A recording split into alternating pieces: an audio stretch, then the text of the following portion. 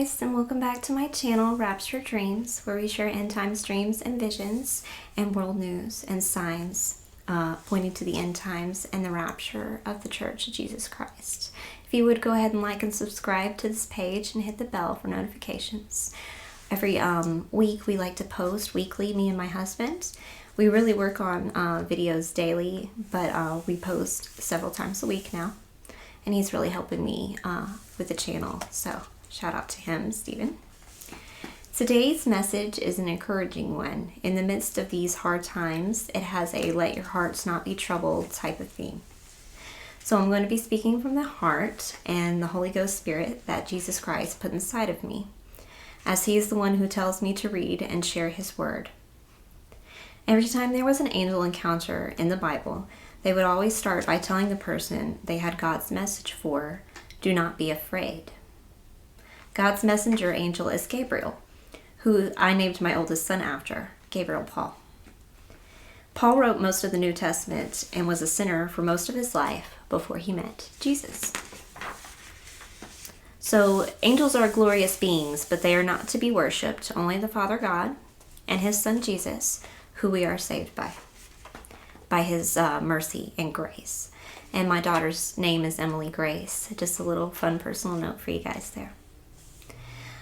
Okay, so I'm going to go on to my sermon, and we will be going over some Bible verses about the rapture of the true believers of Christ. So, if people have disappeared by this point and this video is getting to you, it is May 2022. And if you're missing some loved ones and there has been some vanishing, some disappearances, then I could give you courage and the hope in knowing that your loved ones are with Jesus in heaven. They were raptured. There were signs pointing to this coming. And if you are one of the left behind, I hope this message can be an encouraging one to you to not take the mark and to not go with government at this time. And just definitely do not deny the name of Christ if you are left and left behind. So, right now, the rapture has not taken place yet, but it is so close, you guys. And I'm going to give us some evidence here pointing to the return of Jesus. And God hasn't gone anywhere. If you draw near to him, he will draw near to you, because he is the one who has never left. And in Luke chapter 18, verses 6 through 8, then the Lord said, hear what the unjust judge said. And shall God not avenge his own elect, who cry out to him day and night, though he bears long with them? I tell you that he will avenge them speedily. Nevertheless, when the Son of Man comes, will he readily find faith on the earth? So unlike the last days of Laodicean lukewarm church, there is a small faithful church in the end times, as we read in Revelation, chapters 3, verses 7 through 8. And to the angel of the church in Philadelphia, I write these things, says he who is holy, he who is true, who has the keys of David in his hand. He shuts, and no one opens. I know your works. See, I have set before you an open door, and no one can shut it. For you have a little strength, have kept my word, and not denied my name. I believe in verse 7 where it says, he who opens and no one shuts, and shuts and no one opens, to be a reference to the parable of the 10 virgins, in which 5 were ready for Jesus' return, and 5 were not ready. So we go to Matthew, chapter 25, verses 1 through 13. And then the kingdom of heaven shall be likened to 10 virgins, who took their lamps and went out to meet the bridegroom Jesus. Now 5 of them were wise, and 5 of them were foolish. Those who were foolish took their lamps and took no oil with them, but the wise took their oil with their lamps. And while the bridegroom was delayed, they slumbered and slept. And at midnight a cry was heard, behold, the bridegroom is coming, go out to meet him. So the bridegroom is Jesus, and the rapture of the church will begin in heaven with the wedding feast. When we're raptured, it's like a marriage supper to the Lamb. So it says the ones who come to the door for the wedding feast, 10 of them, 5 were foolish and 5 were wise. So while the bridegroom delayed, they slumbered and slept. And at midnight, a cry was heard, "Behold, the bridegroom is coming, go out to meet him."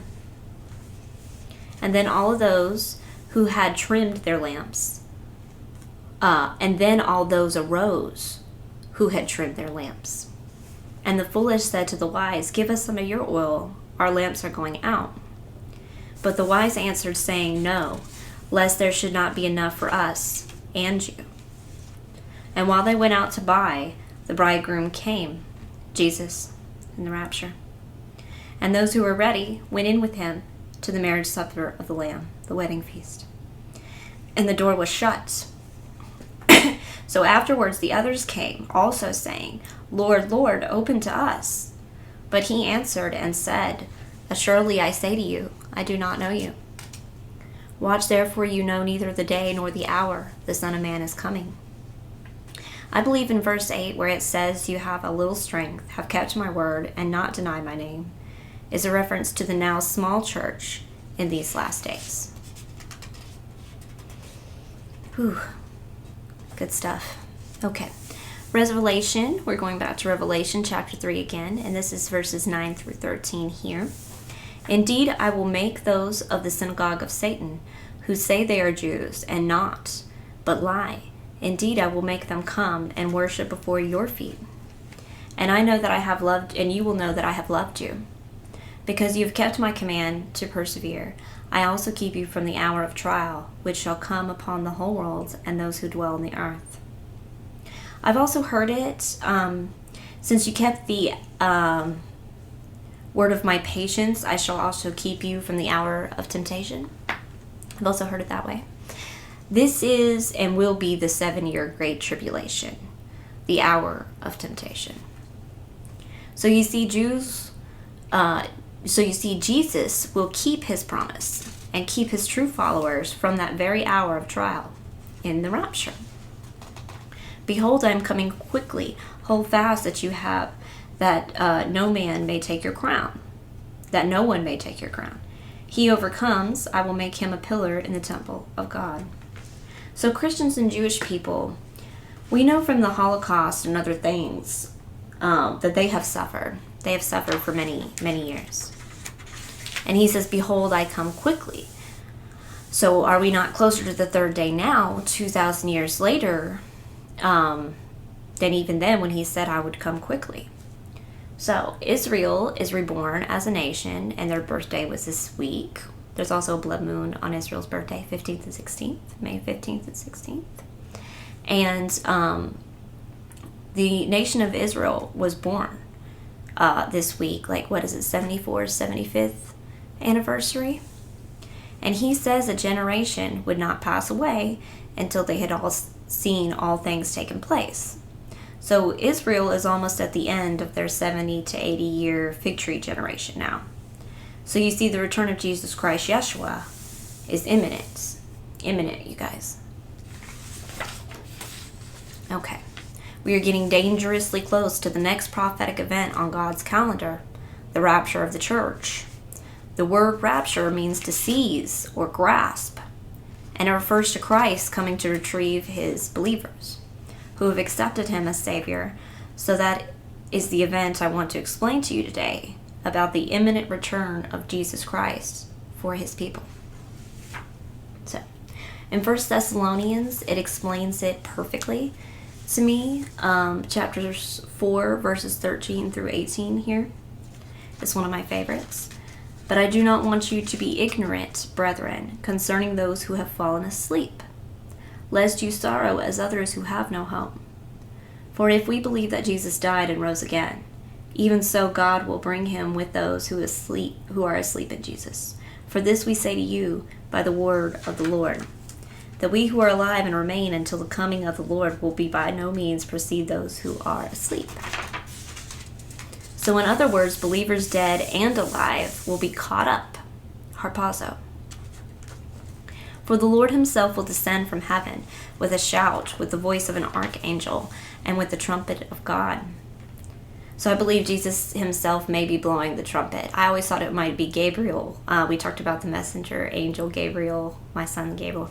But it says, the Lord himself will descend from heaven with a shout, the voice of an archangel, and with the trumpet of God. So we will be caught up together with him in the air, and this shall we always be with the Lord. Therefore comfort one another with these words. And that's still part of the scripture, you guys, not my words. This is straight Bible reading today.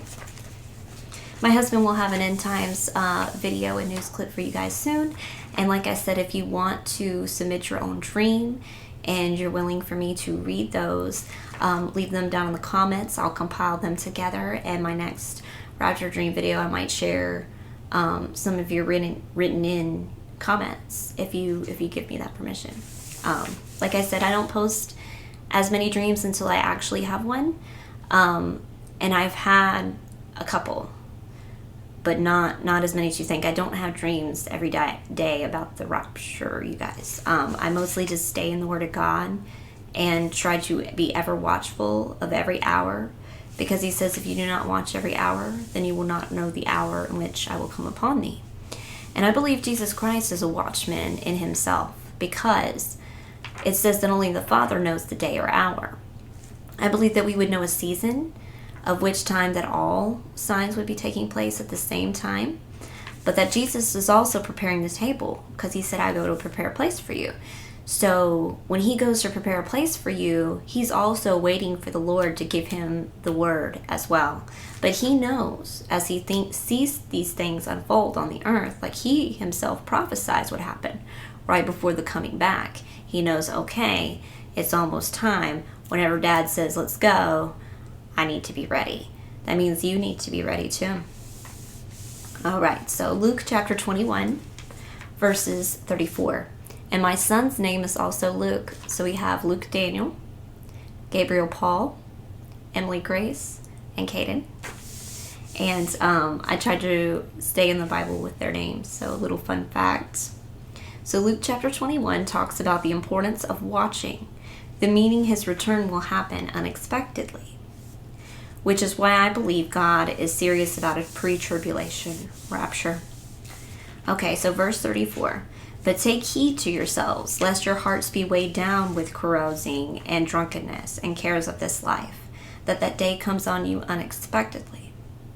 Unexpectedly. So if we were at the end of the tribulation, I just don't see how it would be unexpected. His coming. I mean, his rapture coming. Because there's a second coming at the end of the trib where he will come with his angel army, us, hopefully the saints, to cast the devil down and judge the devil himself. After the judgments have taken place on the earth, he then will judge the devil himself and cast him down to the pit. Okay, so meaning his return will come unexpectedly, which is why I believe God is a pre-trib. He's a very orderly God. Not to say that post-tribbers, if you believe in Jesus, if you have faith in Jesus, that is the only thing that matters, not when he's coming. None of us know when he's coming exactly, not the exact second. We can just wait and watch for a time that we know it's coming close, because we can watch Israel as the main sign. Lots of things going on in Israel too, you guys. I can't wait to drop an end times news report on Israel so that you guys can keep up to date with what's happening there. But take heed to yourselves, lest your hearts be weighed down with coercing, drunkenness, and cares of this life, that day comes on you unexpectedly. For it will come as a snare on all those who dwell on the face of the whole earth.